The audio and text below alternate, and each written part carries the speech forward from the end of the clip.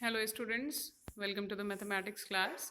Well, we have already done the questions of finding the area of rectangle and a square.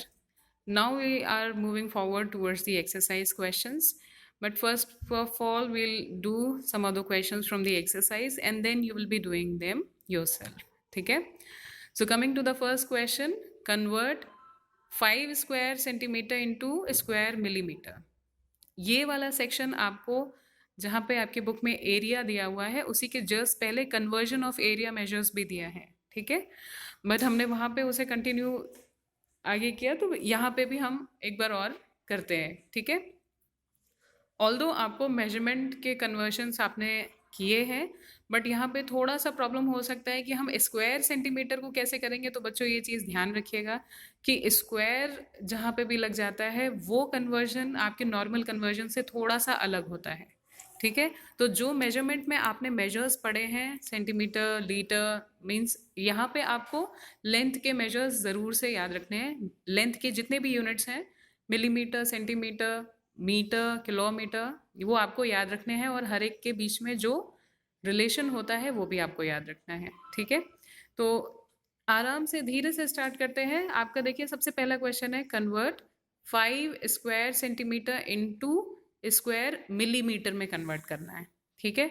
तो सबसे पहले तो मैंने आपको पहले भी बताया कि स्क्वायर जहाँ पे भी लगेगा उसका मतलब क्या होता है, 2 मतलब होता है, ठीक है। Square means 2 times.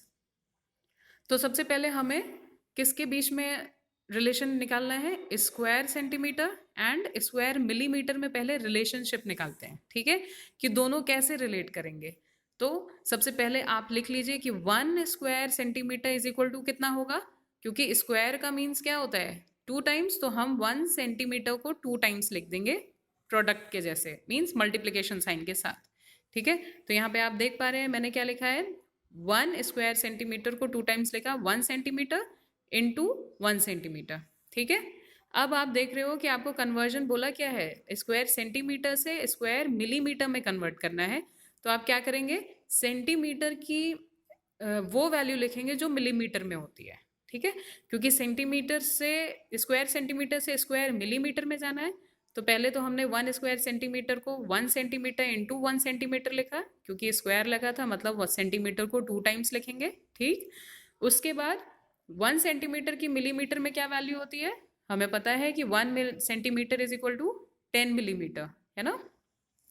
तो आप 1 सेंटीमीटर के नीचे ही 10 मिलीमीटर लिखेंगे, फिर इंटू का साइन, और फिर 1 सेंटीमीटर के नीचे 10 मिलीमीटर लिखेंगे, ठीक है। ये आपने लिख दिया। अब देखिए आपको फाइनल रिलेशनशिप क्या मिली कि 1 square centimetre is equal to 10 into 10 100, और 2 बार मिलीमीटर है इसलिए लिखा S Q means square, and फिर मिलीमीटर, क्योंकि 2 बार मिलीमीटर है तो हमने एक एक्स क्यू लिखा और फिर डबल है मीन्स मिलीमीटर, ठीक है। अब आपको क्या पता चल गया कि 1 स्क्वायर सेंटीमीटर में कितने स्क्वायर मिलीमीटर होते हैं, 100, ठीक है। तो आपके पास क्वेश्चन में क्या बोला था, 5 स्क्वायर सेंटीमीटर को स्क्वायर मिलीमीटर में कन्वर्ट करना है। तो आप क्या करेंगे, अब लिखेंगे इस वाले, ये जो आपका रिलेशनशिप निकला है उसको बॉक्स में कर दीजिएगा, ताकि ये आपको हमेशा याद रहे और आपको इसे याद भी करना है, ठीक है। तो अब क्योंकि आपके पास रिलेशन है 1 square centimetre is equal to 100 square millimetre, therefore 5 square centimetre कितना होगा, अगर 1 स्क्वायर सेंटीमीटर 100 स्क्वायर मिलीमीटर के बराबर है तो 5 स्क्वायर सेंटीमीटर कितने के बराबर होगा, 5 इंटू 100 स्क्वायर मिलीमीटर, ठीक है। और फिर नीचे हमें आंसर क्या मिलेगा, 500 स्क्वायर मिलीमीटर, ठीक है। ऐसे ही आपको square metre means B part में भी ऐसे ही करना है आपको, बट आपको यहाँ पे देख रहे होंगे कि स्क्वायर मीटर को सेंटीमीटर में चेंज करना है। तो सबसे पहले बच्चों कभी मत भूलिएगा फिर से वही चीज़ कि स्क्वायर लिखा है और जो चीज़ लिखी हो मीटर लिखी है तो उसे आप 2 बार लिख देंगे। स्क्वायर मीटर है ना यहाँ पे, तो 1 मीटर इंटू 1 मीटर लिख दिया, ठीक है। तो 1 मीटर में कितने सेंटीमीटर होते हैं, हमें पता है 100 सेंटीमीटर होता है। तो हमने क्या किया, 1 मीटर के नीचे 100 सेंटीमीटर और इधर भी 1 मीटर के नीचे 100 सेंटीमीटर, है ना। अब इसे सॉल्व कर लीजिए, तो 100 इंटू 100 कितना होता है, 10,000, एंड सेंटीमीटर 2 बार है तो हमने स्क्वायर सेंटीमीटर लगा दिया है, ठीक है।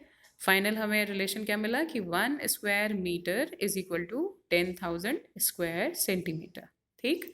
अब क्योंकि हमें पता चल गया कि 1 स्क्वायर मीटर में 10,000 स्क्वायर सेंटीमीटर होते हैं, तो जो क्वेश्चन ने पूछा था कि फिर 3 स्क्वायर मीटर में कितना होगा स्क्वायर सेंटीमीटर, तो हमने क्या किया, इस इक्वेशन में वैल्यू पुट कर दी कि if 1 square metre is equal to 10,000 square metre centimetre, therefore 3 square metre will be 3 × 10,000 square centimetre, और फाइनल आंसर क्या आएगा, 30,000 square centimetre.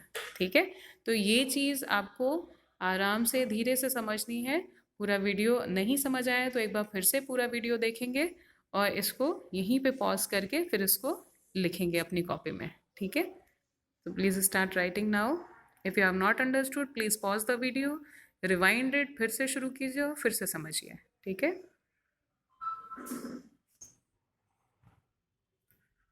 now students, now we are moving towards the second question, in which it is saying that you have to calculate the area of rectangle whose length and breadth are given. ठीक है, ये चीज़ आपने already examples से note करके आपने समझा होगा, मैंने आपको बताया भी था कि किसी भी रेक्टेंगल का अगर लेंथ एंड ब्रेथ दिया है तो आप उसका एरिया निकाल सकते हैं, because you all know what is the formula of the area of the rectangle. Area of the rectangle is length into breath, right. तो आपको लेंथ की वैल्यू भी पता है ना, इसमें लेंथ की वैल्यू आपको पता है 20 metre and breadth is been given as 11 metre. तो आप 20 × 11 करेंगे तो आपको क्या मिलेगा, 220। एंड मीटर क्योंकि 2 बार लिखा है इसलिए आप क्या लिखेंगे, स्क्वायर मीटर। ठीक है, now coming to the next question, C part. I have left the B question for you yourself. ठीक है, सी पार्ट पे आते हैं, उसमें भी आपको लेंथ एंड ब्रेथ दे के रखा है। एरिया का फॉर्मूला आपको पता है, area of rectangle is length into breadth. फिर आपने लेंथ की वैल्यू रख दी एंड ब्रेथ की वैल्यू भी रख दी। Finally when you have multiplied you got 525 square centimetre. बच्चों स्क्वायर लगाना नहीं भूलेंगे, जब भी आप एरिया निकालेंगे एंड फाइनल आंसर लिखेंगे तो उस यूनिट के लिखने के पहले आप स्क्वायर लिख देंगे, SQCM। ठीक है बच्चों, अब थर्ड क्वेश्चन की तरफ चलते हैं। थर्ड क्वेश्चन में आपको बोला जा रहा है that calculate the area of the square whose side has been given and you know that the area of the square is side into side, है ना। यहाँ पे साइड इनटू साइड, ये आपने पहले भी एग्जाम्पल्स में लिखने के बाद आपको पता चला है। So please do learn these फॉर्मूले। ठीक है, and because all the sides of the square are equal, so we only require the side of the square in order to calculate the area.